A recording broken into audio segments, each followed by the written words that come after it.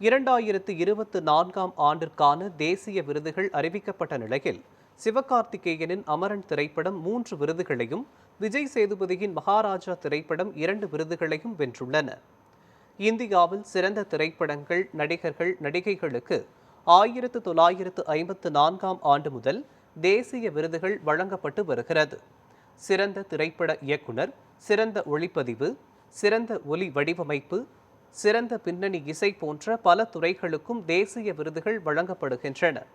அந்த வகையில் 72வது தேசிய திரைப்பட விருதுகள் அறிவிக்கப்பட்டன. இதில் சிறந்த நடிகருக்கான விருது கேப்டன் மில்லர் படத்திற்காக தனுஷிற்கும், சிறந்த படத்திற்கான விருது தனுஷின் ராயன் படத்திற்கும் அறிவிக்கப்பட்டுள்ளது. அதனைத் தொடர்ந்து அமரன் படத்திற்காக சிறந்த பின்னணி இசைக்கான தேசிய விருது ஜி.வி. பிரகாஷிற்கும் அறிவிக்கப்பட்டுள்ளது. அமரன் படத்திற்கு 3 தேசிய விருதுகள் அறிவிக்கப்பட்டுள்ளது குறிப்பிடத்தக்கது.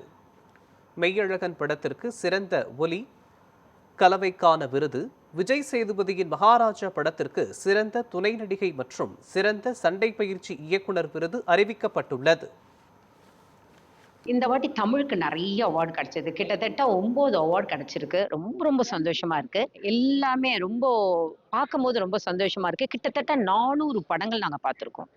அந்த 400 படங்கள்ல இருந்து செலக்ட் பண்றது சாதாரண விஷயம் கிடையாது. கிட்டத்தட்ட 10 ஜூரிஸ், ஒரு சேர்மன், இத்தனை பேர் உட்கார்ந்து எழுதுறது வந்து சாதாரண விஷயம் கிடையாது. ஸோ நிறைய படங்கள், வெறும் தமிழ், மலையாளம், கன்னடா, தெலுங்கு, ஹிந்தி கிடையாது. மராட்டி இருக்கு, குஜராத்தி இருக்கு, அசாமி இருக்கு, எவ்வளோ படங்கள் இருக்கு.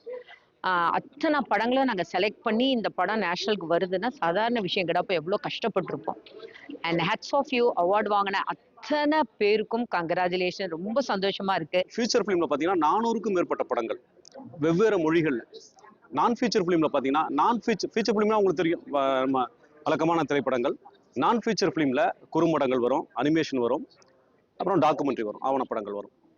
அந்த பிரிவில் பார்த்தீங்கன்னா 160க்கும் மேற்பட்ட படங்கள் பல மாதங்களா இரவு பகலா நாங்கள் பார்த்து பன்முனி கலைஞருடைய அந்த படைப்புகளை பார்த்து அதுலேருந்து தேர்ந்தெடுத்தது தான். இதில் வந்து ஃபீச்சர் ஃபிலிம்ல தமிழுக்கு நிறையா விருதுகள் அறிவிக்கப்பட்டிருக்கு. நான் ஃபீச்சர் ஃபிலிம்ல ப்ளூ அப்படின்னு சொல்லக்கூடிய ஒரு படத்துக்காக, குறும்படத்துக்காக பெஸ்ட் சவுண்ட் டிசைனர் ஒரு விருது அறிவிக்கப்பட்டிருக்கு. டி.எஸ். ஹரிஹரசுதன் அவர் வந்து தேசிய விருது வாங்கினாரு. ஸோ இந்த குழு படம் பார்க்கும்போது நம்ம வந்து ஒரு எடுத்தவங்க அப்படின்னு பண்ணிட முடியாது. ஒரு சாராருக்கு சாதகமாகவோ பாதகமாகவோ அப்படிலாம் முடிவெடுக்க முடியாது.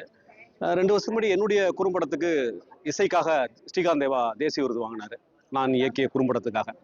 அப்போ வந்து ஒரு பார்வையாளனா தான் நான் வந்திருந்தேன், ஒரு படைப்பாளியாக தான் வந்திருந்தேன். இப்போ வந்து தேசிய விருதுல நான் ஒரு ஜூரியா வந்து உட்கார்ந்துருக்கும் போது இங்க நடக்கக்கூடிய விஷயங்கள் இருக்கு இல்லையா, முழுக்க நேர்மையா நடக்குது. முழுக்க இது வந்து படைப்பாளிகளை மதிக்கக்கூடிய ஒரு விஷயமா நடக்குது. ஒரு படம் வந்து வணிக ரீதியா பெரிய லெவல்ல வெற்றி பெற்றிருக்கோம். ஆனா வந்து அந்த இயக்குனர் வந்து தான் பேசப்படுறதா முக்கியமா நினைப்பாரு. நான் வந்து ஒரு இயக்குனருடைய வரிசையில நான் வந்து முன்னணியில இருக்கிறேன்னா, வணிக ஒரு பக்கம் இருந்தாலும் ஒரு பக்கம் வணிகம், விருது, இது 2யும் ஒரு ஈடு செய்யக்கூடிய ஒரு படைப்பாளியா இருக்கிறேன்னா அப்படின்றதுதான் ஒரு இயக்குனருக்கு ஒரு திருப்தியா இருக்கும். நடிகர்களுக்கும் தொழில்நுட்ப கலைஞர்களுக்கு எல்லாருக்குமே திருப்தியா இருக்கும். அந்த வகையில தேசிய விருது வந்து ஒரு எந்த வகையிலுமே ஒரு அடுத்த ஸ்டெப் எடுத்து வைக்க முடியாதவங்களுக்கு இந்த தேசிய விருது வந்துச்சுன்னு சொன்னா அது பெரிய ஒரு அங்கீகாரம் இருக்கும்.